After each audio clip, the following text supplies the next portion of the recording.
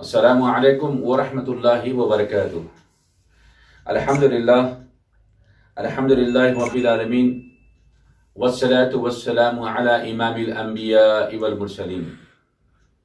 فقال اللہ تعالی فی شان حبیبہ فی القرآن المجید، فاعوذ باللہ من الشیطان الرجیم، بسم اللہ الرحمن الرحیم، ان اللہ وملائکتہ یصلون علی النبی یا ایھا الذین آمنوا صلوا علیہ وسلموا تسلیما۔ اللہم صل علی سیدنا و شفیعنا و حبیبنا و طبیبنا و مولانا محمد وآلہ وصحبہ افضل صلواتک و عدد معلوماتک و بارک وسلم۔ الصلاۃ والسلام علیک یا رسول اللہ صلی اللہ تعالی علیہ وسلم۔ آج ہم خلیفہ سوم حضرت سیدنا عثمان غنی رضی اللہ تعالیٰ عنہ کے بارے میں گفتگو کریں گے۔ آپ کی ولادت عام الفیل کے 6 سال بعد ہوئی۔ آپ تعلیم سے غیر معمولی دلچسپی رکھتے تھے اور تعلیم حاصل کرنے کے بعد آبائی پیشہ یعنی تجارت کو اختیار فرمایا، اور آپ کے حضرت سیدنا ابوبکر صدیق رضی اللہ تعالیٰ عنہ سے بہت گہرے تعلقات تھے، اور انہی کی توجہ دہانی سے آپ اسلام قبول کیے۔ اسلام لانے والوں میں مردوں میں آپ چوتھے نمبر پر تھے۔ پہلے ابوبکر صدیق رضی اللہ تعالیٰ عنہ، دوسرے علی رضی اللہ تعالیٰ عنہ، تیسرے زید رضی اللہ تعالیٰ عنہ، اور چوتھے نمبر پر آپ۔ رسول پاک صلی اللہ تعالیٰ علیہ وسلم آپ سے بہت زیادہ انسیت فرماتے، آپ کو بہت زیادہ چاہتے۔ چنانچہ نبوت کے تیسرے سال اپنی صاحبزادی بی بی رقیہ رضی اللہ تعالیٰ عنہا سے آپ کا نکاح کرایا۔ نبوت کے تیسرے سال یعنی نبوت کے اعلان کے تیسرے سال۔ پھر آپ کو یہ شرف حاصل ہے کہ اسلام میں سب سے پہلے ہجرت فرمانے والے عثمان غنی رضی اللہ تعالیٰ عنہ ہیں۔ مدینہ شریف کی طرف نہیں، وہ ہجرت ثانی ہے۔ ہجرت اولا حبشہ کی طرف ہوئی۔ حبشہ جو ایک مقام ہے جو افریقن کنٹری میں سے ہے۔ تو آپ 5ویں نبوت یعنی نبوت کے 5ویں سال اس طرف آپ روانہ ہوئے، میں اہلیہ۔ پھر اس کے بعد رسول پاک صلی اللہ تعالیٰ علیہ وسلم کے ساتھ ہر ایک موقع پر آپ ہر ایک جنگ میں آپ ساتھ رہے۔ لیکن ایک عجیب سا اتفاق رہا کہ جنگ بدر کے موقع پر بی بی رقیہ رضی اللہ تعالیٰ عنہ بہت بیمار تھی، تو رسول پاک صلی اللہ علیہ وسلم نے حکم دیا، عثمان تم یہیں پر رہو، اور اللہ تبارک و تعالی تم جنگ بدر میں شریک نہیں ہو، لیکن اللہ تعالیٰ تمہیں شریک ہونے کا ثواب عطا فرمائے گا۔ رسول پاک صلی اللہ علیہ وسلم کی خوشخبری ہے۔ آپ کے بے شمار فضائل ہیں، بے شمار باتیں آپ کے ساتھ جڑی ہوئی ہیں۔ آپ کاتب وحی رہے ہیں، آپ کو جنت کی خوشخبری ایک نے 2 بار دی گئی ہے۔ آپ کو صلح حدیبیہ کے موقع پر سفیر بنا کر بھیجا گیا ہے، اور اسی موقع پر ایک بات اڑا دی گئی تھی کہ آپ کو قتل کر دیا گیا ہے۔ پھر مومنین سے بیعت لیتے وقت آپ صلی اللہ تعالیٰ علیہ وسلم نے اپنے ایک ہاتھ پر دوسرا ہاتھ رکھا، یعنی آپ کے جو نا ہاتھ پر دوسرا ہاتھ رکھا، اور آپ 2 ہجرتیں یعنی پہلی ہجرت حبشہ کی طرف، دوسری ہجرت مدینہ شریف کی طرف آپ نے فرمائی ہے۔ آئیے آپ کے چند ایک واقعے آپ کی خدمت میں رکھنے کی سعادت حاصل کرتا ہوں۔ آپ کو عام طور پہ جو لقب سے نوازا گیا ہے، اور آپ ہر جمعہ کو خطبہ میں سنتے ہیں، جامع القرآن کامل الحیاء والایمان۔ آپ قرآن شریف جمع کرنے والے ہیں، قرآن شریف کو ترتیب دینے والے آپ ہیں، اس لیے جامع القرآن کہا جاتا ہے۔ اور کامل الحیاء والایمان، آئیے اس بات کے بارے میں سمجھیں گے، یعنی آپ حیا اور ایمان کے لیے کیا پیکر تھے۔ چند ایک بات آپ کی خدمت میں رکھتا ہوں۔ ایک مرتبہ کا موقع ہے، ایک رسول پاک صلی اللہ تعالیٰ علیہ وسلم تشریف فرما ہے، اور آپ کی तैबन किसी कदर टखने से कुछ ऊपर है, घुटने से नीचे ही है लेकिन टखने से कुछ ऊपर है। और सिद्दीक रज़ियल्लाहु तआला ने बदस्तूर आप वैसे ही रहे, उमर रज़ियल्लाहु तआला तशरीफ लाए, आप बदस्तूर वैसे ही रहे। फिर उस्मान गनी रज़ियल्लाहु तआला जैसे तशरीफ लाए, आपने अपने तहबन को सही किया। जब तहबन सही करके मजलिस खत्म हुई तो पूछने वाले ने पूछा, अल्लाह के रसूल सल्लल्लाहु अलैहि वसल्लम अबू बकर आए, उमर आए, आपने जैसे कि वैसे ही रखा तहबन को, और उस्मान आने के बाद आपने तहबन को सीधा किया, मतलब नहीं समझा। तो आप फरमाने लगे कि उस्मान से फरिश्ते भी हया करते हैं, उस्मान से फरिश्ते भी शर्माते हैं। और खुद उस्मान गनी रज़ियल्लाहु तआला अन्हु फरमाते हैं कि रसूल पाक सल्लल्लाहु अलैहि वसल्लम के दस्ते मुबारक पर मैंने बैत करने के बाद फिर शर्मगाह को मैं हाथ नहीं लगाया। आइए बात निकली है तो इसी से मुताल्लिक़ एक वाक़या मुझे याद आ रहा है, सुनाता चलूं कि आपका जो लोटा था जो आप इस्तेमाल करते थे, हवाई ज़रूरिया की फरागत के बाद उसमें पानी ले जाते थे और वो जो ना इस्तेमाल करते थे उसी मकसद के लिए, वो लोटा फूट गया। जाहिर सी बात है, मिट्टी का लोटा था, फूट गया। तो वो आप ज़ारो ख़ता रोने लगे। लोगों ने पूछा कि अय उस्मान क्यों रोते हो? आपने कहा कि मेरा मिट्टी के ये जो लोटा था, टॉयलेट का लोटा, वो फूट गया, इसलिए रो रहा हूँ। लोगों ने कहा क्या मुश्किल है, तुम दूसरा खरीदो, क्योंकि आप बहुत दौलतमंद थे, बहुत दौलत आपके पास थी। लोगों ने कहा कि आप तुम दूसरा खरीद लो, क्या मुश्किल है? उन्होंने कहा कि नहीं, दूसरा खरीदने की बात नहीं है। बोले फिर अगर तुम नहीं खरीदना चाहते तो हम तुम्हें तोहफा दे देते, आखिर मतलब क्या है? तो बोले नहीं, तोहफा की भी बात नहीं है, बल्कि बात यह है कि ये एक लोटा है जो मेरी शर्मगाह को देखा था, अब मैं दूसरा लोटा खरीदूंगा तो वो भी शर्मगाह को मेरी देखेगा। अब गौर कीजिएगा, क्या वो लोटे की आंख होती है? नहीं। क्या वो लोटा कोई चीज सुन सकता है या जुबान होती है जिससे वो बोल सकता है? कुछ भी नहीं है। लेकिन हया का मेयार देखिए कि आप हया के बारे में किस हद तक आप हयादार हैं कि वो लोटा शर्मगाह देखा, दूसरा लोटा शर्मगाह नहीं देखना, इस हद तक आप हयादार हैं।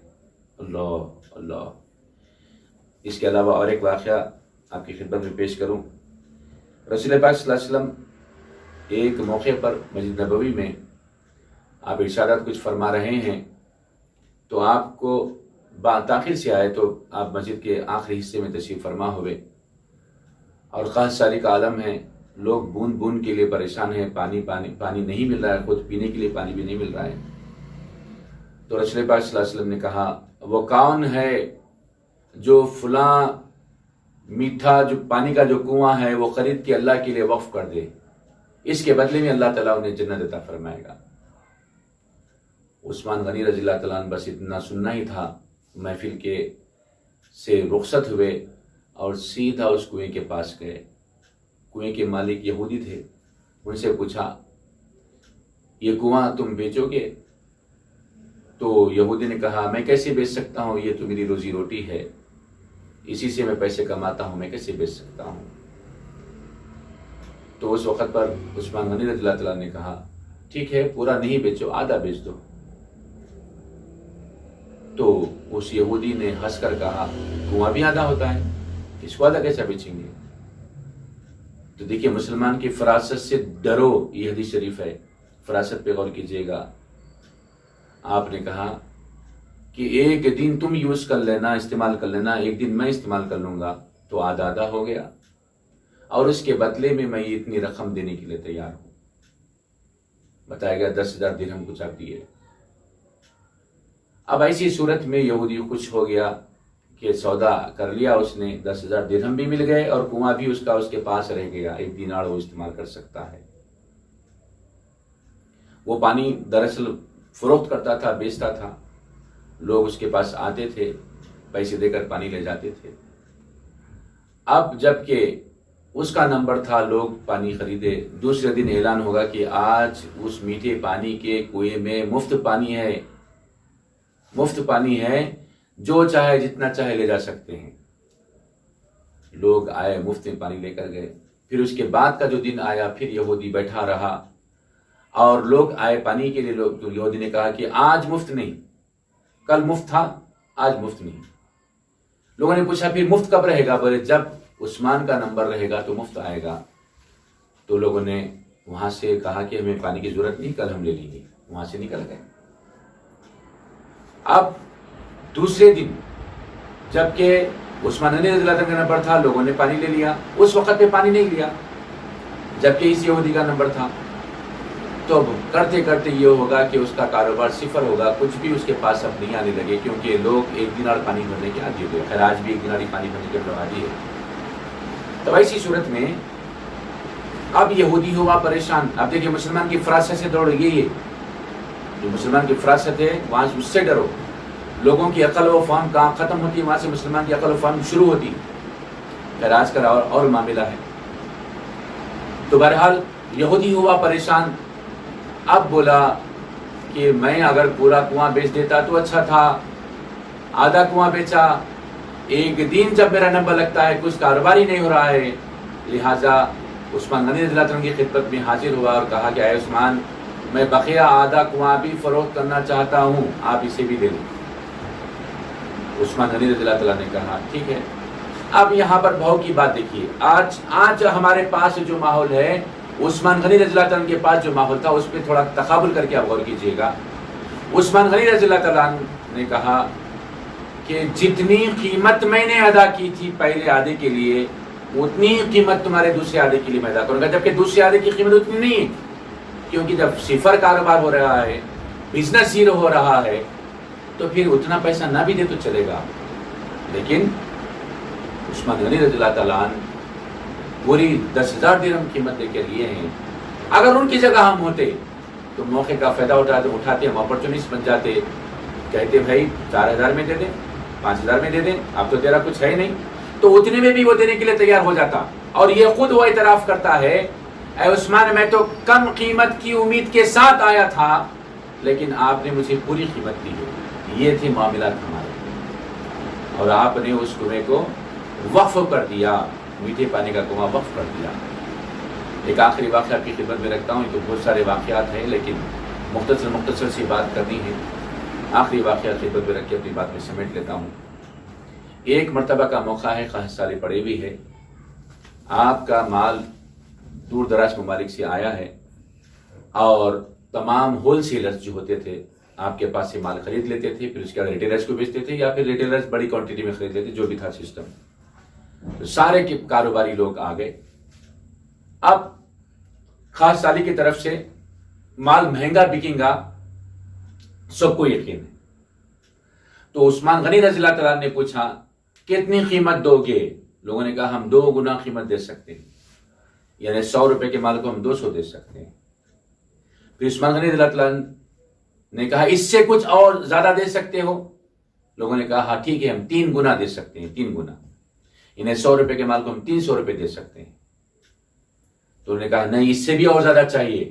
تو لوگ کہنے لگے عثمان کو کیا ہو گیا, یہ ایسا کیوں بول رہے, کبھی ایسا نہیں بولنے والے ایسا کیوں بول رہے, وقت سے فائدہ نہیں اٹھانے والے ایسا فائدہ اٹھانے کی بات کیوں کر رہے ہیں؟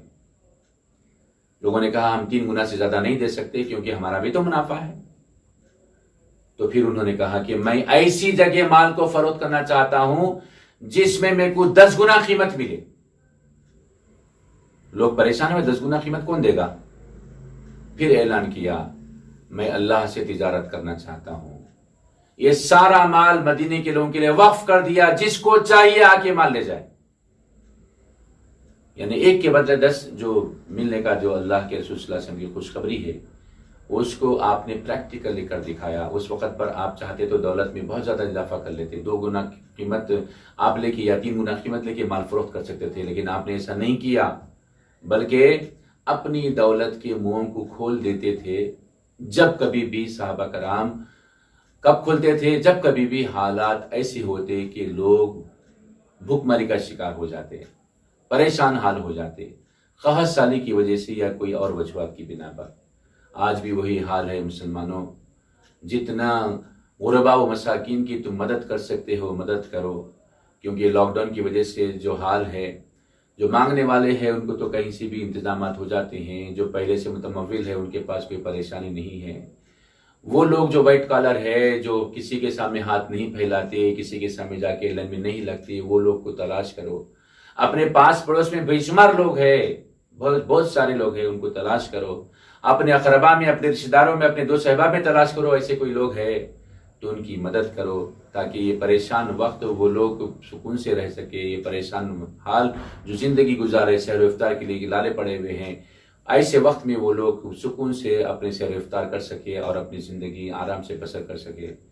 لہٰذا ہم مال کی محبت نہیں تھی مسلمانوں کے پاس، انشاءاللہ نہیں رہے گی، لیکن بعض لوگ ایسے جو مال کی محبت رکھتے ہیں، ان تمام سے میں گزارش کرتا ہوں کہ ایسے وقت پر اپنے بھائیوں کی مدد کرو. یہ لاک ڈاؤن کی طرف سے جو پریشان ہے وہ پریشانیاں بانٹنے کی کوشش کرو، اور جتنا ہو سکتا ہے، جیسا کہ بارہا آپ کی خدمت میں مختلف طریقوں سے بات عرض کر چکے ہیں کہ زکوٰۃ نکال دو. اور اگرچہ کہ آپ کے پاس زکوٰۃ نکال دیے، صدقات نکال دیے، سارے ہو گئے، اور اس کے بعد بھی کچھ اب باقی نہیں رہا، تو آپ کو ایک ذریعہ، کوئی ایک طریقے سے غربا و مساکین کی مدد کرو، صدقات کے ذریعے، خیرات کے ذریعے، تاکہ اللہ تبارک و تعالیٰ اس ماہ مبارک میں خرچ کرنے کے بدلے میں آپ کو 1 سے 700 گنا تک جو اجر بڑھا دیتا ہے. اللہ تعالیٰ آپ کے اخلاص کے حساب سے 700 گنا تک بڑھا دے گا. اگر آپ 100 روپے خرچ کر سکتے ہیں تو آپ کو 7,000 روپے خرچ کرنے کا اللہ تبارک و ثواب عطا فرمائے گا. اللہ سے دعا ہے رسول پاک صلی اللہ علیہ وسلم کے صدقے طفل میں ہم کو صحابہ کرام کی سنتوں پر عمل کرنے، صحابہ کرام کے طریقے پر عمل کرنے والا ہم کو بنا دے. رسول پاک صلی اللہ علیہ وسلم کی سنتوں پر عمل کرنے والا ہم کو بنا دے.